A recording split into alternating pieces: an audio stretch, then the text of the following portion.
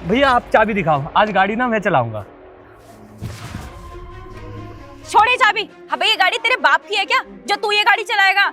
शुक्र मना ले कि तुझे हम इस गाड़ी में लेके जा रहे हैं, वरना तेरी औकात नहीं है इस गाड़ी में बैठने की भी। और तेरी हिम्मत भी कैसे हुई इनके हाथ से चाबी छीनने की?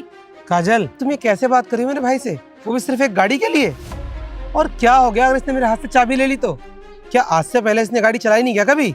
तुमने इसे बिगाड़ के रखा हुआ है। जब भी चाबी मांगता है तुम बस चाबी निकाल के दे देते हो कार की, और ये बाहर निकल जाता है गेड़े मारने के लिए। और वैसे भी यार, मैं इसे गाड़ी चलाने के लिए क्यों दूं?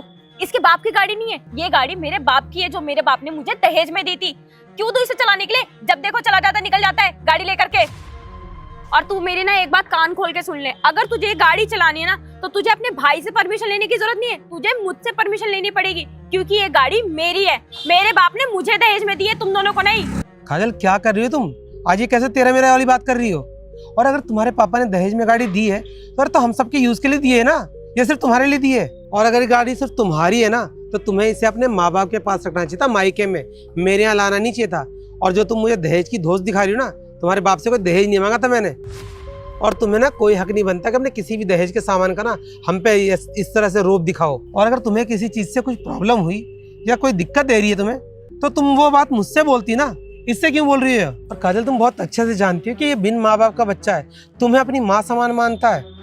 और जब तुम ही इसके साथ ऐसा बिहेव करोगे तो ये क्या बीतेगी इस पे? काजल, अगर ये तुमसे कुछ मांग रहा तो उसे उस वक्त दे दो, बाद में तुम मुझसे कहो उस बात को, मैं इसे मना कर दूंगा। और मना करने का भी ना एक तरीका होता है काजल। ये क्या हुआ, तुमने इसे चाबी छीन ली, थप्पड़ मार दिया इसको?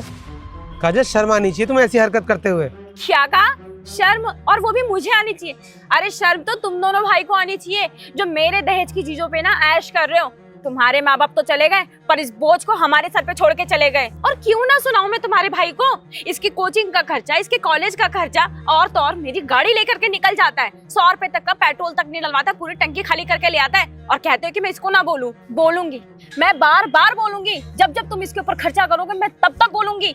और ये तो सिर्फ बात कार की है, घर पे मेरे दहेज का जो भी सामान पड़ा है ना, उसे इस्तेमाल करने से पहले ना मेरी परमिशन लेनी पड़ेगी, वरना मैं इसी तरह से बोलती रहूंगी। सोच लो काजल, क्योंकि जो तुम बोल रही हो ना उससे हमारी शादीशुदा जिंदगी में ना बहुत गहरा असर पड़ेगा। क्या असर पड़ेगा शादीशुदा जिंदगी पर? और वैसे भी पढ़ने दो जो पढ़ना है, मुझे फर्क नहीं पड़ता इससे। और अगर तुम्हें या तुम्हारे भाई को गाड़ी चलानी है ना तो इतनी औकात बना लो अपनी कि खुद से गाड़ी खरीद सको और जिसपे ऐश कर सको तुम। और वैसे भी ना मेरी किस्मत फूटी थी जो मुझे तुम जैसा मिडिल क्लास आदमी मिला, तभी तो मेरे बाप ने दहेज में मुझे ये कार दी और अच्छी अच्छी चीजें दी, ताकि मुझे शादी के बाद ना कोई दिक्कत ना हो। एक बात बोलूं रोहित, हर पति का ना फर्ज होता है कि वो अपनी बीवी के ना नखरे उठाए, उनके हर ख्वाहिशों को पूरी करे, ये नहीं कि उनके दहेज के सामान पे ऐश करे। भाभी प्लीज मुझे माफ कर दो, आज के बाद ना मैं आपसे ये गाड़ी कभी नहीं मांगूंगा। और आप दोनों ना प्लीज मेरी वजह से मत लड़िए, मैं आपके आगे ना हाथ जोड़ रहा हूँ। राहुल, रुक, तुझे इससे माफी मांगने की कोई जरूरत नहीं है।